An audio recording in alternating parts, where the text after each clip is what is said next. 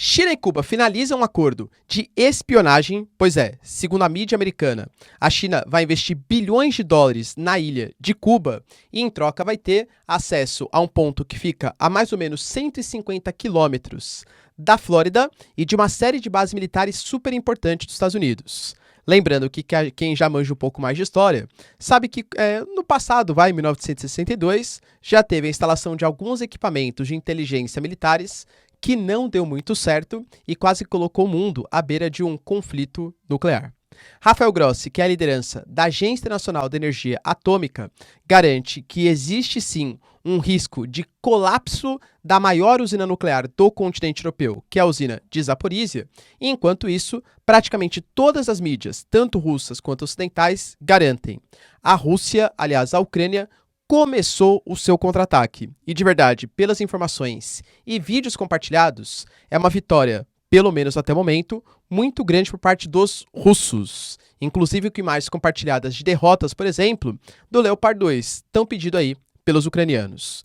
Zaporizhia, pelo menos até o momento, é o ponto com maior número de conflitos. Se vocês querem entender um pouco mais sobre esses assuntos, e muito mais também sobre geografia, geopolítica, atualidades, política, polêmicas, enfim, tudo para você se manter sempre bem atualizado, já se inscreve no canal, deixa seu like, compartilha esse vídeo, que eu, professor Ricardo, conto muito com a sua ajuda. Belezinha? Pessoal, para quem não me segue no Instagram, hein, @prof_Ricardo Marcílio, me segue lá.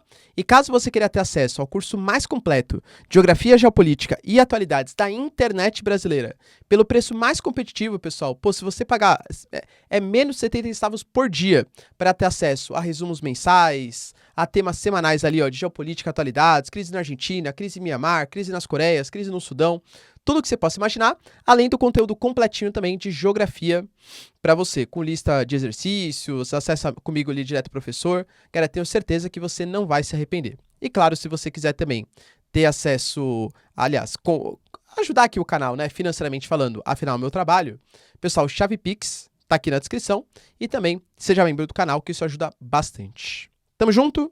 Então, bora lá pro vídeo, pessoal. Seguinte, o The Wall Street Journal, que é uma mídia americana, e de novo, né? A gente sabe, pessoal, toda vez que eu compartilho aqui informações com vocês, eu tento deixar o mais explícito quem é a fonte, porque a gente sabe que, por exemplo, uma notícia que fala sobre Cuba e China, muito possivelmente uma mídia americana, vai pesar um pouco mais colocando eles como vilões e os americanos como mocinhos. Assim, quando é o Ministério da Defesa da Rússia que compartilha alguma informação, muito possivelmente vai ser uma pintura maior de uma derrota dos ucranianos, uma derrota dos Estados Unidos, porque quer defender o lado da Rússia, né?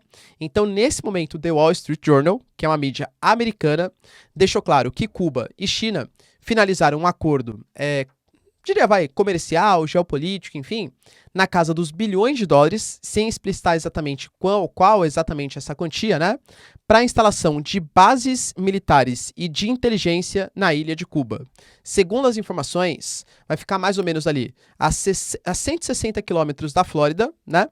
A localização, e vai servir principalmente para vistoria de bases militares e bases de inteligência dos Estados Unidos. Vai lembrar, pessoal, que o sudeste dos Estados Unidos, ele é super estratégico nesse sentido. A gente tem, por exemplo, a sede do Comando Central, que está em Tampa, na Flórida, a Fort Liberty, que é a maior base militar americana na Carolina do Norte, e além de tudo, com bases ali, você consegue fazer a vistoria dessas bases militares e outras, e além de tudo também, ver como que está o tráfego de navios.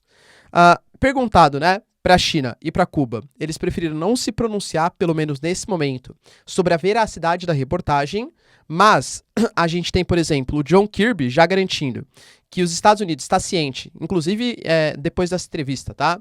Que está ciente de todos os acontecimentos envolvendo China, envolvendo Cuba, e que vai tomar algumas medidas concretas para conseguir coibir esse avanço da inteligência chinesa. Afinal, galera, convenhamos, né? A gente fala, por exemplo, a China está investindo cada vez mais em abrir os BRICS. Possivelmente 19 novos membros vão ser colocados ali, ou pelo menos cogitados, na próxima reunião dos BRICS. É porque a China, sei lá, adora os Emirados Árabes Unidos. É porque a China adora os argentinos. Claro que não, né, pessoal? É parceria geopolítica com viés também militar e imperialista econômico. Assim como os americanos também fazem, assim como a Rússia também faz, assim como todo o grande império ao longo da história sempre fez. Reforço sempre para vocês. Na geopolítica, não existe maniqueísmos, bonzinhos e malvados. Existem nações que têm os seus interesses. É isso, tá? Então a China ela vem investindo cada vez mais, já que ela tem um escape de capital, né, uma quantidade de capital suficiente para estabelecer novas parcerias. Vai lembrar, pessoal, também, que a gente está falando, nossa, como a China faz espionagem e tal. Cara, espionagem é uma coisa que existe há muito tempo. Existe espionagem russa no território americano, existe espionagem chinesa no território americano. Os Estados Unidos, por exemplo, recentemente fechou delegacias chinesas em território americano, que são áreas, são estabelecimentos que, segundo os Estados Unidos, têm membros do Partido Comunista Chinês que ficam vistoriando atividades de chineses que estão nos Estados Unidos, para saber se eles estão falando bem, falando mal, qual tipo de atividade, por que eles saíram, fazendo ameaças às suas famílias que estão lá na China ainda, tá? A China não confirma e fala que, na verdade, são bases de ajuda aos cidadãos que estão instalados no território americano, ou seja, fora do seu local de origem, né? Vale lembrar também que os Estados Unidos também utiliza dessas mesmas táticas. Não dá para imaginar que os americanos estão fazendo parceria, né, há muito tempo, com a Coreia do Sul, com o Japão, com as Filipinas, briga tanto pelo mar da China Meridional, porque quer defender a soberania das Filipinas, de Brunei, sei lá, e do Vietnã no mar da... Claro que não, né, pessoal, tá? Óbvio que é questão de interesse. Pô, Taiwan, a inteligência de Taiwan já garantiu que eles servem como base militar, base de inteligência, para repassar informações, por exemplo, aos Five Eyes, que é como se fosse uma espécie de coalizão dos Estados Unidos, que é um compartilhamento de informações pelos seus respectivos serviços de inteligência. E Taiwan repassa informações contra a China, entende? Então, de novo, né, porque eu falo espionagem, parece quase coisa de filme, Guerra Fria e tal. Cara, isso existe e acho que até mais sofisticado do que já foi no passado, até hoje, tá? Hoje você não precisa necessariamente ter alguém presencialmente lá, né? Pô, com comunicação. É por isso que os Estados Unidos hoje está praticamente numa batalha contra o avanço do 5G, do futuro 6G chinês, sanções a chips, semicondutores, a comunicação, porque os americanos sabem que os dados, né, são petróleo do século XXI. E a China vem avançando, pelo menos no momento, mais que os Estados Unidos nesse sentido. E aí, pessoal, será que tem sentido mesmo essa questão? E, aliás, se tiver mesmo, qual tem que ser a postura dos Estados Unidos? O que fez durante a Guerra Fria? Lá, claro que lá era a União Soviética instalando mísseis em Cuba. Muito mais problemático, guardadas as devidas proporções, do que a inteligência chinesa, claro, né? Mas será que deve ter algum tipo de retaliação em relação a Cuba?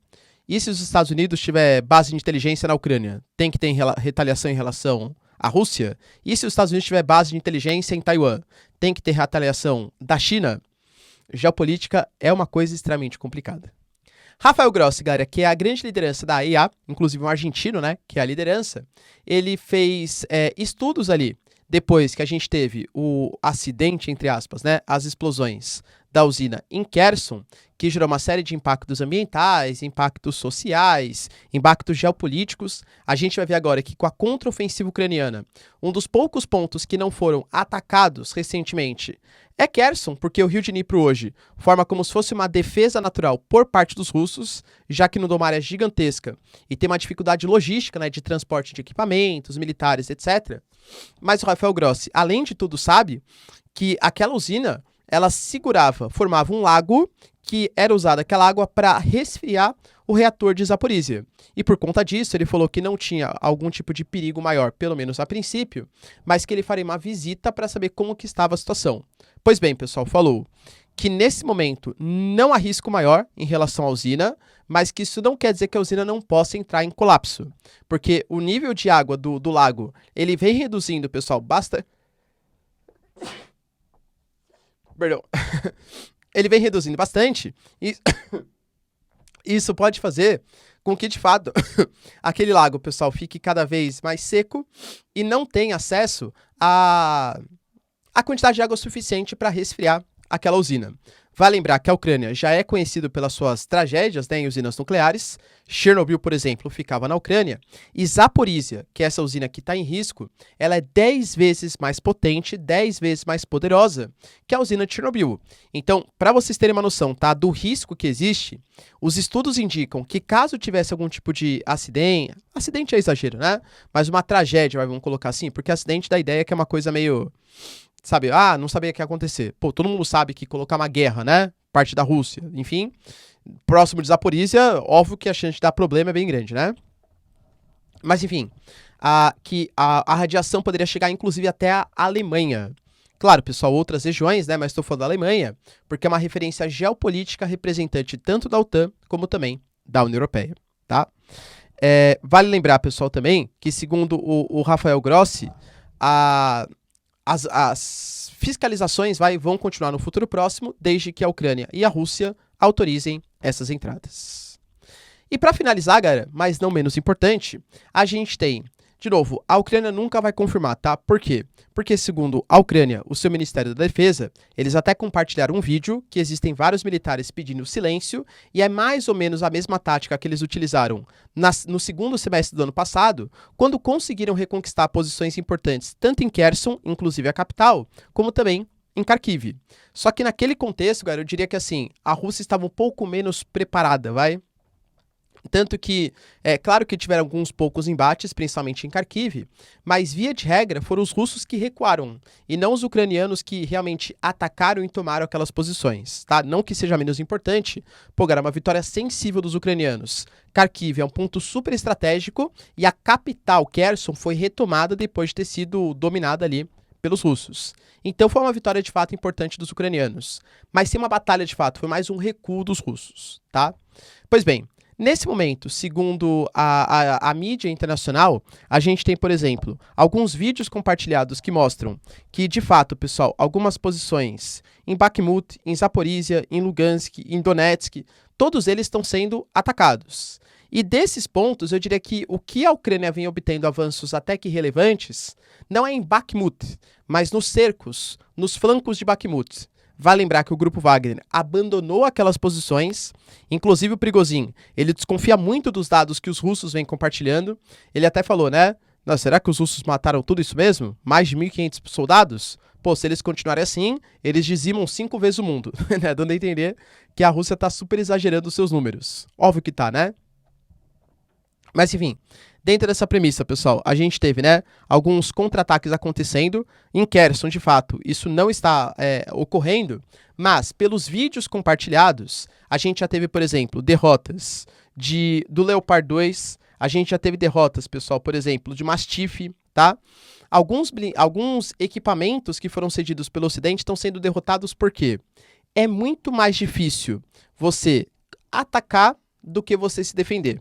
Em que sentido, professor? A Rússia, esse contra-ataque dos ucranianos, ele já vem sendo anunciado, olha, há bastante tempo. É só você ver os vídeos do canal aqui, tá? E esse contra-ataque dos ucranianos, a Rússia teve tempo para se preparar. Diferente do que foi, por exemplo, em Kharkiv e Kherson, que foi uma coisa mais de sopetão, né? Uma coisa mais rápida, tá?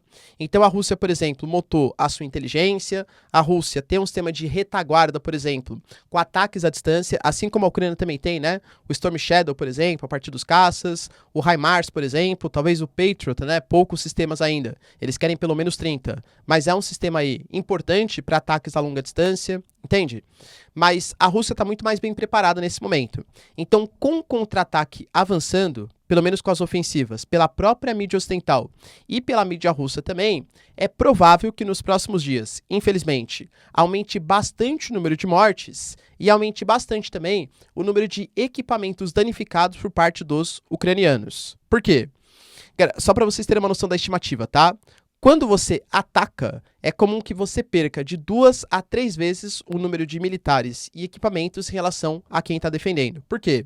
Quem está defendendo já conhece o território, já monta emboscadas, já coloca minas, já faz um serviço de inteligência, galera, para garantir a soberania daquele espaço. É diferente de você invadir, é diferente de você atacar, que você pega em emboscada, você pega em armadilhas, entende? Então os ucranianos, é claro que eles vão encontrar muita dificuldade. Convenhamos, a Rússia não é qualquer país. A Rússia tem, galera, uma série de tanques, uma série de blindados, uma série de artilharia. A Rússia, em última instância, tem armas nucleares, táticas de destruição em massa. A Rússia, ela é super poderosa militarmente, tá? Então, pelo menos até o momento, a gente percebe que os ucranianos, eles vêm sendo derrotados, pelo menos não, aliás, em todas as posições, né? Mas em Bakhmut um pouco menos, pelas informações que chegam até aqui o Ocidente. O próprio Shoigu, por exemplo, que é o responsável pela defesa da Rússia, garantiu que a Rússia frustrou mais um ataque em Zaporízia, inclusive com ataques em 4 direções diferentes, que, segundo os números da Rússia, tá, eliminaram 1.500 militares e 150 equipamentos. Que nem eu falei para vocês, segundo palavras dele, Mastiff e Leopard 2, com imagens inclusive sendo compartilhadas, foram danificados nesse contra-ataque. E aí, pessoal, vocês acham que os ucranianos têm poder para conseguir ganhar dos russos, mesmo agora os russos em posição de, entre aspas, defesa? Deixa aí nos comentários que eu quero saber a sua opinião. No mais, galera, se vocês curtiram o vídeo, tamo junto, beijos, abraços e tchau, tchau.